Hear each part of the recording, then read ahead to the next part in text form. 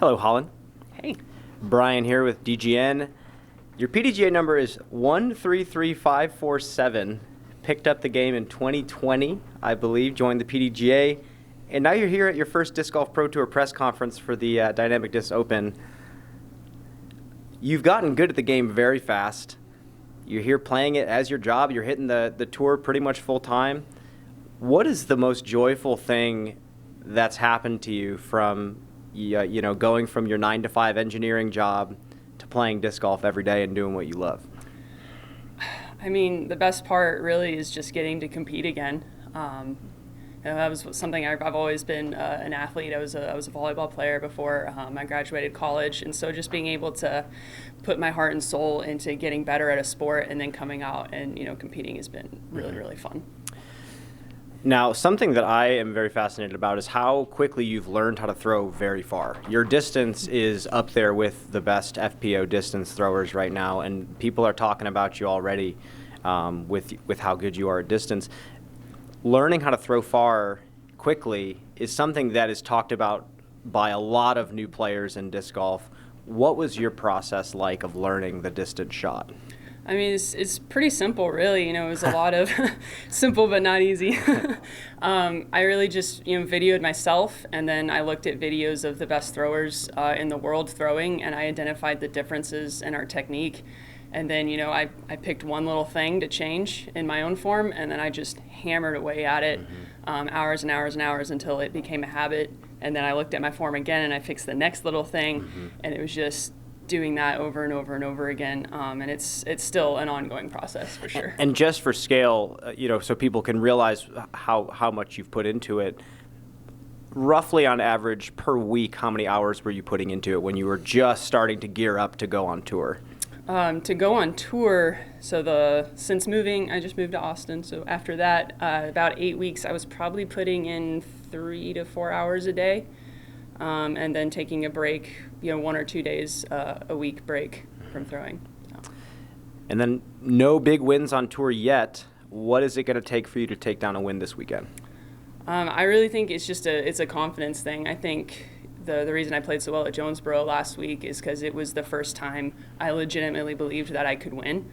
I believed that, I have all of the skills. I've shown it to myself in practice, so that means it's just been a mental thing up until this point. So it's really just going to be trusting my abilities and then just playing smart. Thank you. Good luck this week. Thank you. Hey, Holyn. Hey, Hayden with the PDGA. I saw you post a video on Instagram, I think yesterday, about unboxing your disc and seeing your name on a disc. What was that moment like? It's cool. I mean, it's pretty wild just to have a box of that many discs, just because, we all love getting new discs. We're all addicted to it. But yeah, it's really exciting that, Dynamic Disc did this custom run for me, and it gives my fans a way to support me. So it's been really cool. And the discs fly really nice. Nice. Jumping around a little bit, you said you moved to Austin. What was it about Austin that drew you there? So I'm from Texas originally.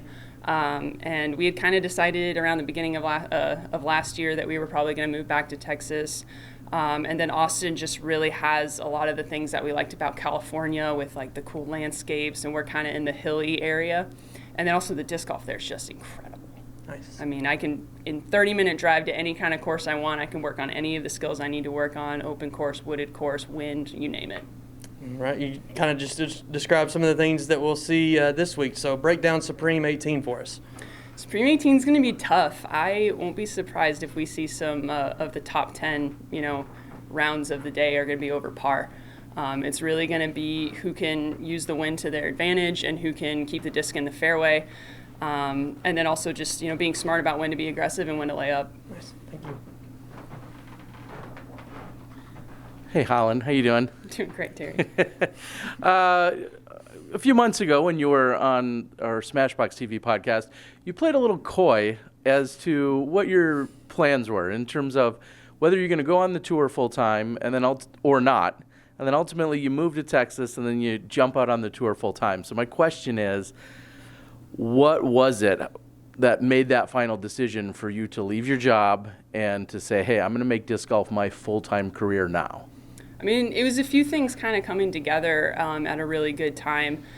So we'd already decided at that point we were moving to Austin, and I didn't want to say it on a podcast because I hadn't put in my 2 weeks yet, just in case. Because they're watching, we know. Yep. Yeah, but shortly after we did that podcast, Dynamic Discs actually gave me my offer for the next year, and that was with the understanding that I would play a handful of events. I hadn't made any plans to go on tour, and I'm looking at this offer and like what kind of stipends they're offering me, the kind of disc allotment they're offering me, and I'm doing the math in my head, and I'm like, I can almost make a tour work with just this.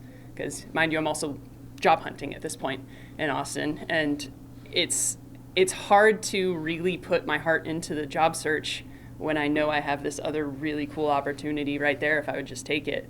And so, I called Eric and was like, so if I just toured, what would y'all give me?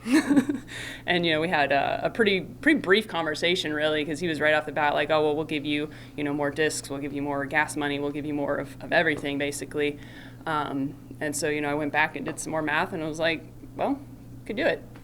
Why not? We'll do it for a year, and if it sucks, I'll go back and be an engineer again. Yeah, it's great that you have some other professional options to rely on. And then maybe my last one for you then is describe to the world what it's like. As Brian mentioned, you're relatively new to the game. I just met you a couple years ago myself as you were just coming in. And here you are, a touring professional, making it work. That should be very inspiring, I think, to a lot of people, and regardless of division. What does that mean to you? I mean, it's really wonderful to have another chance at being an athlete. I think there are things, I enjoyed my time in college, and I think I really put my full work into it, but there's so much I would do differently if I could do it again. And so it's really cool to have the opportunity to basically do it again. All right. I have one more. We've watched Own kiss her bicep. We've seen Cap Merch do a little flexing on us. Your background also is in some powerlifting. Why are we not seeing the flexing from you? I don't know. I've got a pretty good farmer's tan. I don't think anyone needs to see that. All right. Well, let's hope you break it out this weekend. All right. All right, for sure. All right, everyone. That's Holyn Handley. We'll be right back.